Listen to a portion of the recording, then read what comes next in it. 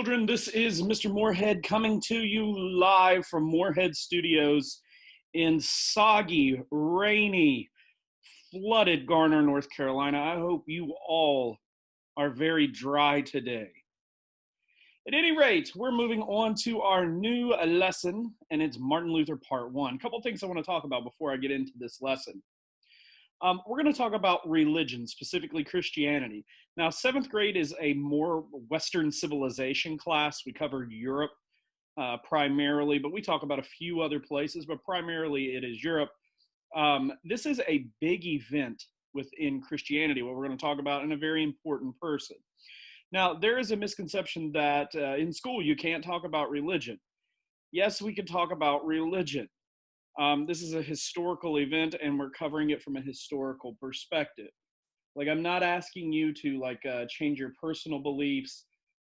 You won't be able to go home and say, Mr. Moorhead in social studies class today, he made us sacrifice a goat to a statue and then we all prayed. No, we're not doing that. What is wrong with you? Why would you think that? We're not doing any of that stuff. We're not praying to anything. We're not bowing to anything. We're not going to harm any animals, okay? I'm not trying to change anyone's religion. It's just a historical event, kids. Now, the next thing we got to talk about. This is Martin Luther, I should say, part 1. That kind of got covered up. I'm sorry, but as soon as I teach this lesson, almost always people go, that guy doesn't look like Martin Luther to me. That's not. I've been to Washington, D.C. I've seen the statue. It doesn't look like him. A lot of people confuse this guy with Martin Luther King Jr. Martin Luther King Jr., born in the 1900s. This guy that we are looking at, Martin Luther, is from almost 400 years ago. We probably say about 400 years. We'll go with that. That's even enough. But they do have something in common. Martin Luther King Jr., most people don't know this. He was born Michael King. His name was not Martin Luther King originally. Same thing with his father. So there was a Michael King Sr., Michael King Jr. His father went to Germany and studied about Martin Luther, changed his name and his son's name. So our civil rights leader, Martin Luther King Jr., has the statue in D.C., has the streets in Raleigh and Durham. Our Martin Luther King Jr. is named after this guy. And shockingly, they end up having a very similar life. Like, he wasn't named after they had a similar life. He was renamed this at a very young age. And wow, they end up living very parallel lives. They have a whole bunch in common. So probably by the end of the story, which I do hope you enjoy, you'll probably start to see what they had in common. All right, friends, here we go. Let me start the story. Martin Luther, our guy right here, he is from Germany, from modern day Germany. That is where he is born. Now, he is born to a fairly, I wouldn't say wealthy, but at least well-off family. His family are copper smelters, all right? And if you don't know what a smelter is, that's somebody that melts something down. So these people essentially take copper in its raw form and make it into a substance that you can use for stuff. Now, today we use copper for all kinds of stuff, all the way from building materials, wiring, so at some point, and in some countries it's used for coins. So there's lots of different things you can use copper for. His parents had a job where they make it into a form that is usable, and they make a whole bunch of money. All right. So one thing that is common, it's one of the things that I really enjoy about history, is it doesn't matter if it's 400 years ago, if it's 50 years ago, if it's 2 weeks ago, if it's 5 minutes ago. People are generally the same throughout history, and generally the same. They may not text each other and argue. They may argue face to face, but the arguments are still the same. People are basically the same. Okay. His parents wanted him to be better than them. Okay. Most good parents are this way. I will tell you this. Good thing my son is asleep. My son is a better wrestler than I would have ever been in my entire life. He has already accomplished more wrestling than I could in my 12 years of school. I wouldn't tell him that, but he's better than I am. And I want him to be better. Like, I don't get out there and go, oh my gosh, I hope he loses. He's going to have more wins than me. I don't do that. My daughter, I think, is far smarter than I was at her age. Okay. In first grade, she's already like done really, really well on all these map tests and stuff.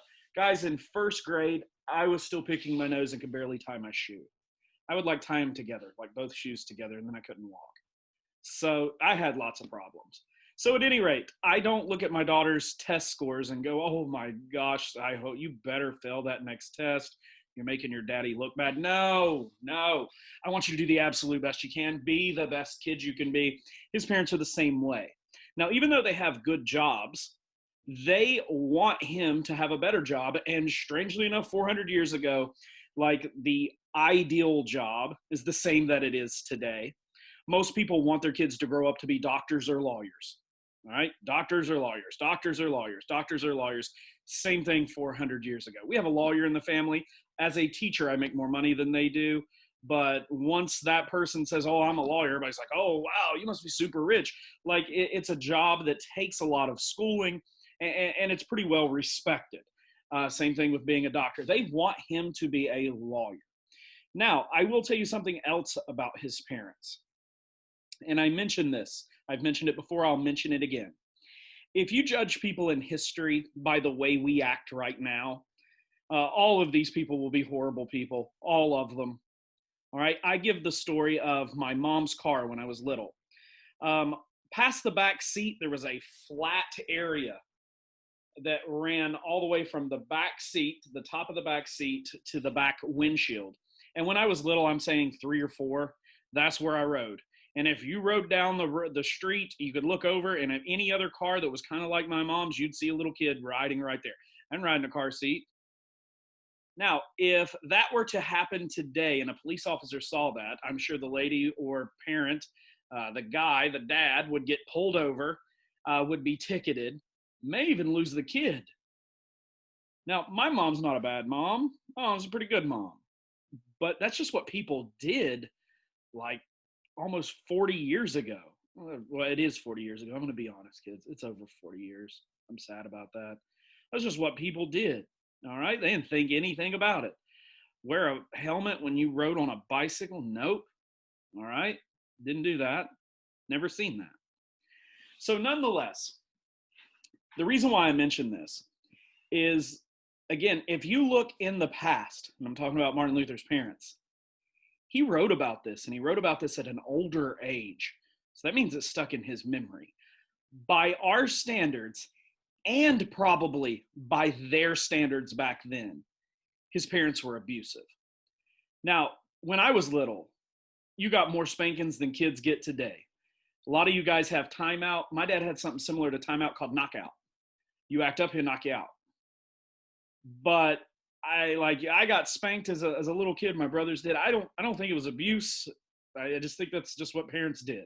All right. And I spanked my kid. I'll tell anybody.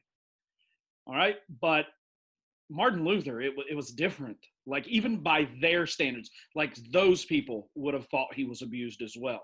He wrote that his mom was baking a cake once, and that he took a walnut out of the basket that she was going to put into the cake, and he ate one of the walnuts. And he implied that she spanked him so hard that he bled. Another time, he was older. Like, you reach a certain age, like, you just kind of stop spanking kids. Like, you don't see many 19-year-olds get a spanking. That's weird. He was older, and his dad beat him so bad he ran away. And his dad had to find him. So we know there's some abuse going on there. While they want him to be a better, a richer, better person than they are, we know that they are extremely harsh on him. So when he finally goes away to school, he loves it. He goes to a bigger city. All right. He is a long ways away from home. Again, he has to walk this distance. And he falls in love with the college lifestyle. He is on his own. He is independent. He makes lots of friends. And he is very successful at being a lawyer. He's loving this school. He's excelling. He's going to be a great lawyer. He gets down to where he's got one class left. One class, and he becomes a lawyer. He goes home to visit his parents, He's seeing his parents. Love you, mom, dad. Going back to college last semester, one class, and he walks back to the college. Now he is not late, but he stayed longer than the other kids did at their homes. So he's coming back and like he's got to start like kind of the next day or two. So as he's getting back to this city, he notices like animals running everywhere. He knows things are just unattended, and then he starts to see bodies laying everywhere in these red X's. The plague has hit the city, his college city. And he's thinking, he's like, oh my gosh, all my friends, like they came back before me. I wonder if they're okay. He runs to the area, like a dormitory. That's what we would call it today. He goes in, all of his friends are dead. Now, I'm not making light of COVID, but if you get COVID today, more than likely you're going to be okay.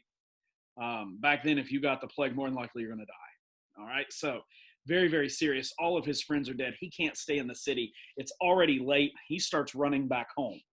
Now, the next part of the story I would absolutely love to tell you. I don't know what it is, because he writes on his way home something happened to him. The way that it's written, like it's kind of implied it's supernatural. Like maybe he sees an angel, maybe he talks to God. Maybe he got attacked by like a groundhog. I have no idea. We just know that something happened as he was going home. We know there was a massive storm.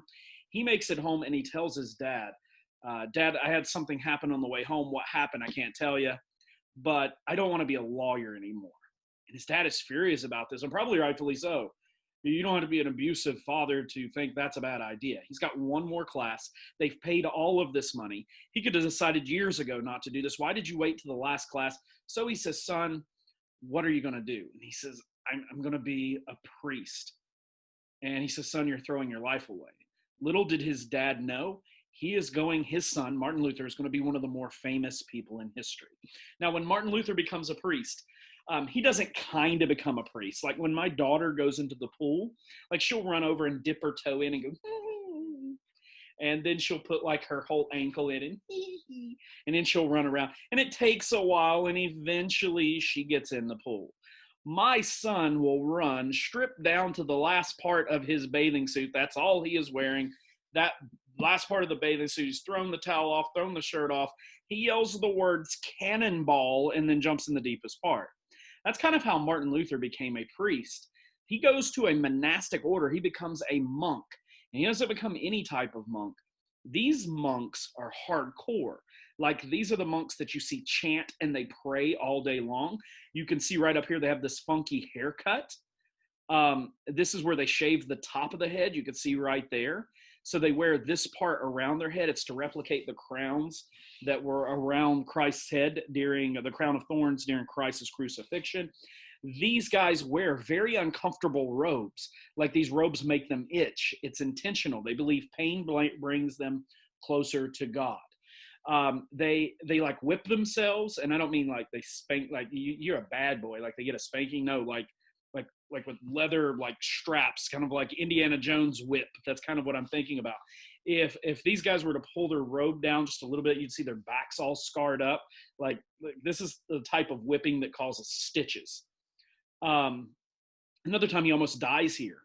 And the reason he went out in the snow, this whole big snowstorm, and prayed with virtually just like his underwear on, and he nearly froze to death. Luckily, they were able to bring him in, and there were no side effects from it, but like he was unresponsive. That's how cold he had gotten.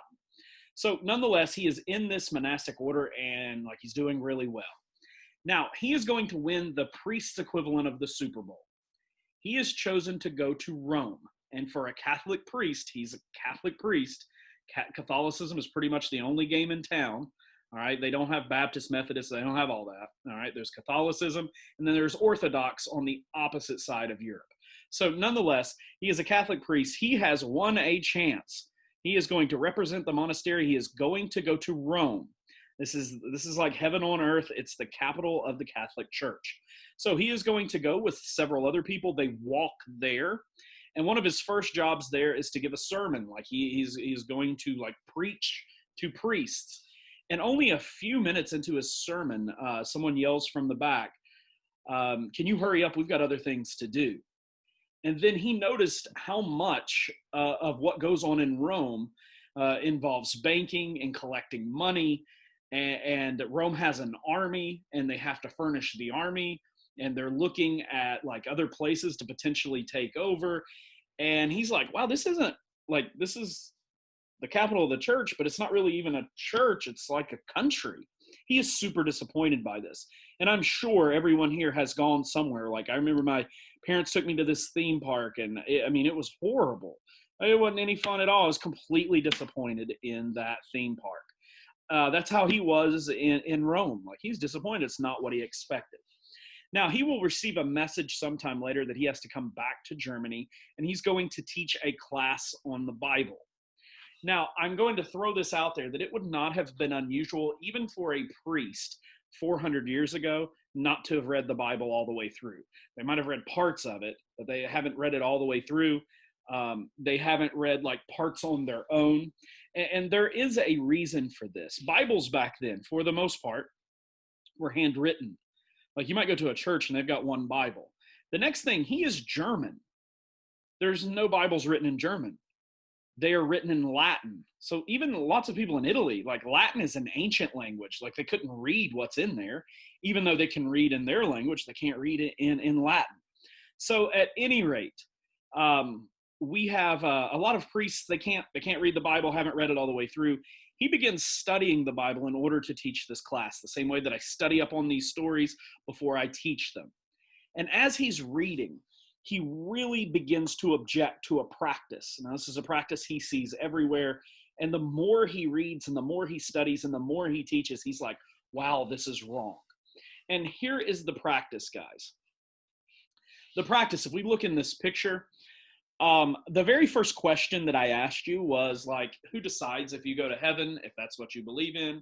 Most people give the answer, you or God. Like, it's your actions or God chooses.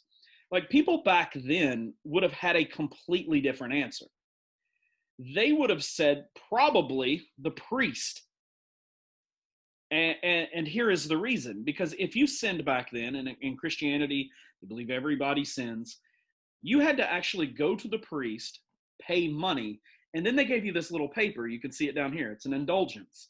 This paper is kind of like your get out of jail free card in Monopoly. They give it to you and it means you're forgiven. Well, if you didn't have the money to buy that paper, you're not forgiven. You don't go to heaven. So, like, they saw their connection to heaven or God. Everything went through this priest. And Martin Luther says, that's not how it works. That's not what I'm reading. Like, you don't even have to do this. So Martin Luther begins to write all of his reasons. He thinks of 95 different reasons selling the forgiveness of sin is wrong. All right, you don't need to sell forgiveness. And he writes these reasons down. It's going to be called the 95 Theses. Now, if you look at this picture here, he is standing in front of this door. We have the tradition of like guys holding the door open for ladies. This is kind of where it comes from. If you look at these doors are generally several feet thick, and it wasn't necessarily out of being nice. Some of these doors are so big that it took a large full-grown man to pull the door open and hold it open for somebody to get in there. The reason why I tell you this is if you look at this particular door, there would be, at a church anyway, there'd be a box with a hammer and a whole bunch of nails in it. Now, you would go up there, and if you were getting rid of puppies, like your dog had puppies, you're trying to give away puppies, you'd nail a piece of paper up there and say, hey, free puppies. If you're cutting somebody's grass, you would say, hey, mowing the lawn, I've got babysitting, David and Susie are getting divorced. This was like their Facebook back then. They didn't have newspaper for the most part. They didn't have Facebook. They didn't have any of that stuff. So at any rate, he puts up there his 95 reasons you shouldn't have to pay for forgiveness of sin. And people started flocking around and reading this door, and they're like, oh, well, hold on. This says I didn't have to pay all that money to be forgiven? Been doing this for years. And who wrote this? What, a priest? So the church gets really upset about this. They do one thing further. We have a newer invention. It's been out for a while, but it's the Gutenberg printing press. It's becoming more commonly used. It's kind of like the internet came out in the 70s, but it wasn't like 30 years later. It became more commonly used. Copies of this were made and it was sent to Rome. Now, some of the copies were kept and passed around, and even some of the other priests were like, hey, Martin Luther wrote down what we've been thinking for some time. So at any rate, the people are upset because they're reading this, and a priest says they didn't have to pay all this money, and the church is reading it and saying, hey, Martin Luther, you really messed up. And they're going to summons him, and they're going to put him on trial. Now, the last person that even suggested this was executed by being burned alive. This is the last, like, he didn't write it down. He's just like, hey, I don't know if we should do that. He got burned alive by the church. Martin Luther actually wrote this down, and like, it's all over the continent now that you've got this one priest that says, hey, you don't have to pay this money anymore. All right, next week, I'm going to tell you what happens with this trial. I hope you enjoyed the story. You'll be getting the notes. I'll attach them. You want to make sure you type them on your own document. Please type them too. Don't cut and paste. Type them on your own document. It will be the third thing in our portfolio. Sorry that ran long, kids. Thank you so much for watching. Bye for now.